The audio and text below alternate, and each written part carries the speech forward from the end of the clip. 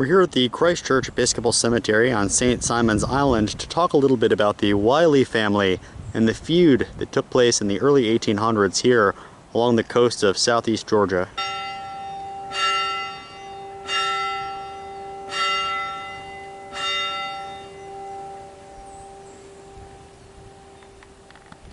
These are the Wylly family graves. On the right here is the father of the family, Alexander Wylly, who was a staunch loyalist. The entire Wylly family was during the early stages of the American Revolutionary War. And like many other wealthy loyalists, he moved to the Bahamas, specifically to Abaco, where many refugees had fled who were supporters of the crown. In spite of his low rank, the Wylly family was an incredibly influential one in colonial politics, and Captain Alexander Wylly at one time owned the St. Clair plantation. The Wylly family itself came to be incredibly powerful because when the German Protestant refugees, the Salzburgers, were forced to move off the island, it was their family that bought up the land they had once occupied, calling it the village, and they lived supported by slaves, a life of luxury and ease. And yet when the revolution began, they almost immediately left for the Bahamas, where they married into other British aristocracy, an act seen as something of a traitorous one, or as one lacking in honor. Particularly in the deep southeast and marshy areas around St. Mary's, the loyalist families were viewed with the most derision because warfare here had a more insurgent character. Killings were often brutal and filled with reprisals, and entire families were massacred by British loyalists. So by 1787, Captain Alexander Wylly was still in the Bahamas when he met a beautiful woman named Margaret from Clan Armstrong. Many influential Scottish families, being loyalists, were in the Bahamas at that time, and in 1787 they got married, the Wylly family now possessing enough money to move back to St. Simon's Island that they had once practically owned. And right here in the back of the graveyard you've got two Armstrong graves, William Armstrong and his wife Carolyn, who both died on St. Simon's Island in the 1840s and 50s, kind of showing the Scottish nature of a lot of the early settlement of these coastal islands. And so in the early 1800s, John Wylly and his wife Margaret moved back to the coastal islands, and yet the Wylly family was still looked down on, as were many other Scottish clans who lived around here, as collaborators with the British Crown. And this reputation was passed on even to their children, who were oftentimes greeted with scorn and derision, and that included his son John, who was born in 1805, buried there on the right. And if you know anything about the symbolism of tombstones, the broken pillar shows a man whose life has ended too soon, usually a murder or a suicide. The tombstone to the left is that of the loyalist Captain Armstrong Wylly, and on the right his son's tomb has the following epitaph: "Sacred to the memory of John Armstrong Wylly, who fell a victim to his generous courage on the 3rd of December, 1838, aged 32 years and 1 month. And all of that is to say that basically the folklore surrounding the death of John Armstrong Wylly might just be that, folklore. Perhaps he died a more noble death than what the legend on the island says.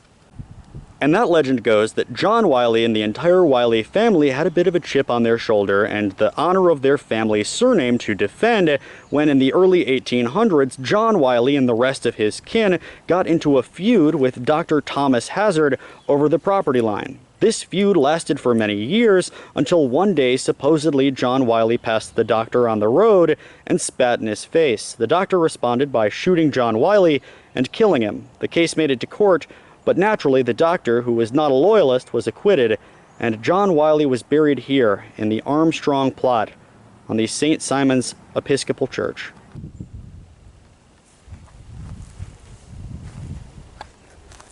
And if we take a look at some of the graves, we're in the Armstrong plot. This is John Armstrong Wylly. His middle name is because his mother came from the Armstrong family and his father was a British loyalist who moved back in the early 1800s. And we can see here Anne Frances Wylly, who was born in Nassau, a couple of Armstrong graves in the back of the cemetery here who are clearly marked as Armstrongs. That would be William Armstrong and his wife Carolyn. Other Armstrong tombstones. It should be remembered that this whole area around Brunswick was basically New Scotland. Fort Frederica was mostly stocked with Scottish soldiers even before the Revolutionary War. The back of his tombstone reads, "Amiable in disposition and lofty in principle, he was an affectionate son and a brother, a true friend and a most honorable man." And you can see how families stuck together in rural areas like this on the coastal islands. Over there is Captain Alexander Wylly, who was in the Loyalist forces in the Revolutionary War and fled to the Bahamas. And over here we've got some Cooper family graves. The Coopers were very important because you can see right to the left here is Alexander Wylly's daughter, Caroline Wylly, and she married a man named James Hamilton Cooper right over here. The Cooper family continued on this island until the Civil War, and because they were still quite a bit wealthier than many other Georgians, they joined the Confederacy because it was their sense of honor to do so. Naturally, you've got Charles Spalding Wylly, who was a captain in the 1st Georgia Regulars of the Confederacy, and Robert H. Cooper, who was a lieutenant in the Confederacy.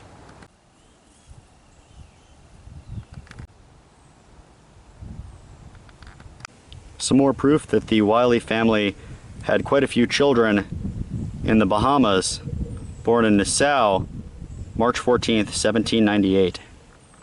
Another one of the Coopers is buried here, John Cooper. His tombstone says he was born in Lochwingo, Scotland, on the 9th of March, 1795, and died at Hoopton, Georgia, in 1850. The rest of it reads, "Endowed with a fine intellect, a cheerful and amiable disposition, and most liberal and benevolent feelings, his long life was devoted to the duty of rendering himself most acceptable to his Creator by doing most good to his creatures."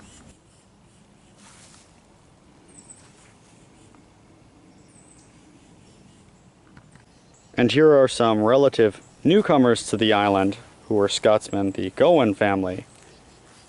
You can see that they're buried here in the Armstrong plot just behind the church, and over here are the Wyllys that we just talked about. And buried here just behind the beautiful Wylly graves is a grave of not a loyalist, but a soldier in the American Revolution. Samuel Wright, he seems to be actually a pretty famous man. Many people come by to leave coins in remembrance of these soldiers.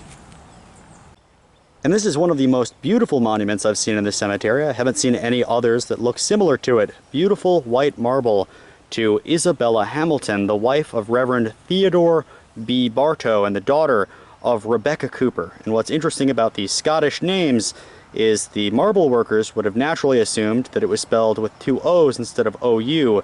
Someone went in there and chipped out the O, adding a new U,